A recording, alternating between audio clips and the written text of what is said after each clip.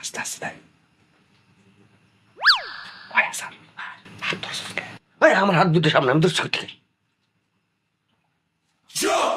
তোরা খাই গেছিস হ্যাঁ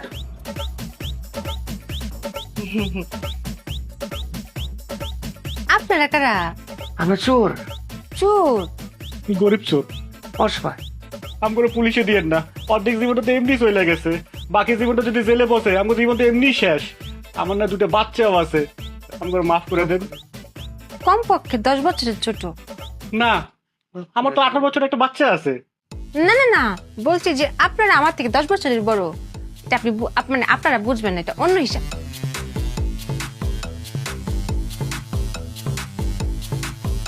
তোমার একদিন আগে যে আইছে পৃথিবীতে আইছে হ্যার কতক্ষণ শুনুন লাগবে।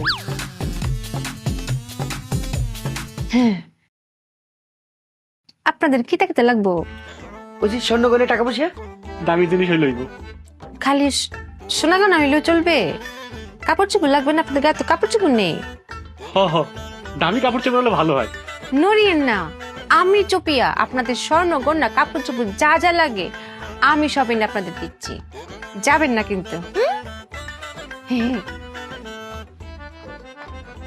হ্যাঁ চল ফ্লাই আর বেশি দেবো আর সেটা ব্যাক কল সব লইব আমি চিনি কত কষ্ট করে রে বুঝ স্বর্ণের জিনিসটি করাইছিলাম, এক রত্তি স্বর্ণ রাখতো না সুরের বাচ্চারা।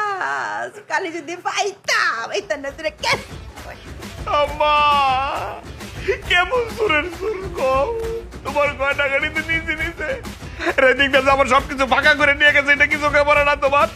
আমার যত কাপড় চোপড় আছে সবকিছু নিজের সাথে, আমার আন্ডা না না ছোট্ট প্যান্টটাও নিয়ে গেছে। কেমন চেষ্টা গো, চুলগুলোরে যদি পাইতাম পা দুটো উপরে দিয়ে ঝুলাই আসতো, লাঠি দিয়ে আমি পিটাইতাম। আম্মা আমার শরীর কি পিটাইতেছে। আল্লাহর কসম করু। আরে আমার কানে মুন্ডি পড়ি না, সেন্ডা পড়ি না, সব রেখে দিছে, সব দিছে কাপ। বোন দিকে কালি একটু ছায়া দেয়, মনে তো জব করে রাজরানীটা বই রয়েছে। আমরা কষ্ট দেখে একটু কষ্ট লাগতেছে না, জামর কাটতেছে দেখ কেমন মনে হইতেছে, মনে কত সুখ। তোমার কি একটু কষ্ট লাগতেছে না? আমরা যে অফ করে নিশ্চয় পড়ছি।